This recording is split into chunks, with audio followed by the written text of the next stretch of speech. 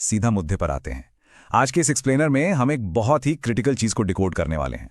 वो क्रिटिकल चीज है बिजनेस की तिजोरी में असल कैश कैसे सुनिश्चित किया जाए, ना कि सिर्फ कागजों पर दिखने वाला प्रॉफिट। ये एक ऐसी खामोश समस्या है जो बड़े बड़े अच्छे खासे बिजनेस को रातों रात खत्म कर सकती है। इसलिए इन स्ट्रैटेजीज को समझना हर एंटरप्रेन्योर के लिए बहुत ही ज्यादा जरूरी है। तो आज का हमारा रोड मैप कुछ ऐसा रहेगा: the profit illusion, cash flow को समझने के तरीके, the silent business killers, the cash conversion cycle और फाइनली फाइनेंशियल सर्वाइवल के नियम। ये पूरा डिस्कशन बिजनेस को सिर्फ सेल्स ट्रैक करने की पुरानी आदत से बाहर निकालकर असल फाइनेंशियल लिक्विडिटी में मास्टर बनने तक का रास्ता दिखाएगा। The profit illusion. चलिए सबसे पहले एक बहुत ही खतरनाक पैराडॉक्स की बात करते हैं जो 95% छोटे बिजनेस ओनर्स को अपने जाल में फंसा लेता है। इमेजिन कीजिए एक बिजनेस की सेल्स 1 करोड़ से बढ़कर सीधे 2 करोड़ हो गई, प्रॉफिट भी डबल हो गया, बुक्स में सब कुछ परफेक्ट लग रहा है। लेकिन जब वेंडर्स को पेमेंट करने की बारी आती है या फिर स्टाफ को सैलरी देनी होती है तो पता चलता है कि बैंक अकाउंट तो ऑलमोस्ट खाली है। इसी को किताबों में पैसा होना लेकिन तिजोरी में नहीं कहा जाता है। जब सेल्स और कागजी प्रॉफिट डबल हो जाते हैं तो ये अक्सर सक्सेस का एक भ्रम या इल्यूजन पैदा करता है, जबकि असल में वो कंपनी अपने रोजमर्रा के बेसिक बिल भरने के लिए भी संघर्ष कर रही होती है।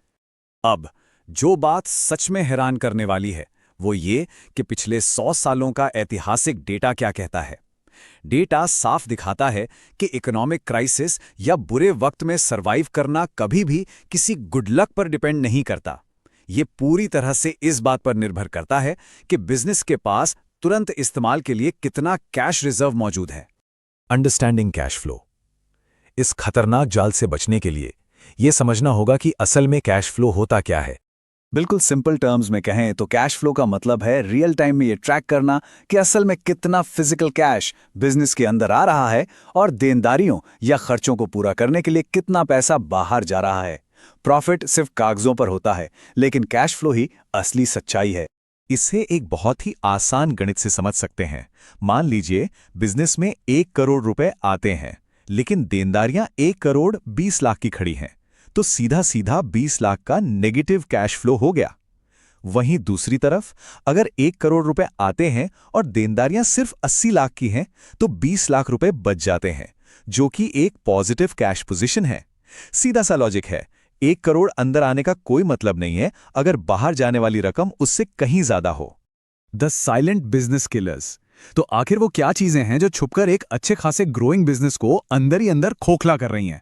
मेनली 3 ऐसे कल्प्रिट्स हैं जो किसी भी कंपनी की लिक्विडिटी का गला घोंट देते हैं और एक प्रॉफिटेबल ऑपरेशन को स्ट्रगल करने पर मजबूर कर देते हैं। ये हैं कर्जे पर हद से ज्यादा निर्भरता, कस्टमर्स को दी जाने वाली उधारी का खराब मैनेजमेंट और डेड इन्वेंट्री, यानी वो माल जो गोडाउन में पड़ा पड़ा धूल खा रहा है।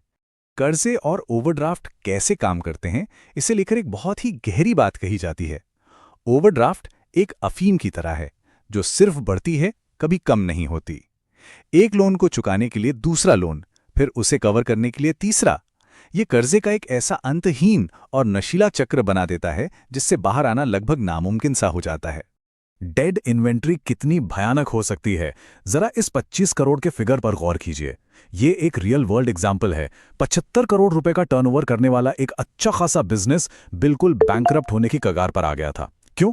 क्योंकि जब सप्लाई चेन रुकी तो उनके 25 करोड़ रुपए सिर्फ उस माल में फंस गए जो बिका ही नहीं। The cash conversion cycle. In silent killers को हराने का अल्टीमेट वेपन है पैसों की टाइमिंग में मास्टर होना। सारा सीक्रेट इसी बात में छुपा है कि रॉ मटेरियल खरीदने में लगाए गए पैसे और फाइनल कस्टमर से वापस कैश मिलने के बीच के समय को कैसे कम किया जाए। इसे ही कैश कन्वर्जन साइकिल कहते हैं। जिस दिन कैपिटल इन्वेस्ट हुई वहां से पलटकर प्रॉफिट के साथ वापस बैंक अकाउंट में आने तक के दिन। इस कॉन्सेप्ट का एक क्लासिक एग्जाम्पल डेल कंप्यूटर्स से मिलता है। पुराने मॉडल में डेल अपने डिस्ट्रीब्यूटर्स से पेमेंट आने के लिए 67 दिनों तक वेट करता था। फिर उन्होंने गेम पलट दिया और अपनी वेबसाइट के जरिए सीधे डिमांड के आधार पर कस्टम ऑर्डर्स लेना शुरू कर दिया। कस्टमर से एडवांस पेमेंट लेकर और 3 हफ्ते बाद प्रोडक्ट शिप करके डेल ने नेगेटिव 21 दिन का कैश कन्वर्जन साइकिल अचीव कर लिया। इसका सीधा सा मतलब ये था कि अपने सप्लायर्स को पे करने से हफ्तों पहले ही उनके पास कस्टमर का कैश मौजूद होता था। ये एक ब्रिलियंट मूव था। Rules for financial survival. एक आम एंटरप्रेन्योर बड़ी कॉर्पोरेट रणनीतियों को अपने खुद के बिजनेस में कैसे उतार सकता है। इसके लिए कुछ बहुत ही स्ट्रिक्ट ऑपरेशनल स्टेप्स लेने पड़ेंगे। फर्स्ट, हर महीने P&L और कैश फ्लो स्टेटमेंट जनरेट करना अनिवार्य है। सेकंड, कस्टमर्स को लंबी उधारी देकर उनके बिजनेस को फंड करना बंद करना होगा। थर्ड, और ये बहुत क्रिटिकल है, पेमेंट फॉलोअप के लिए डेडिकेटेड स्टाफ रखना होगा, कभी भी सेल्स टीम को कलेक्शन के काम में नहीं लगाना चाहिए।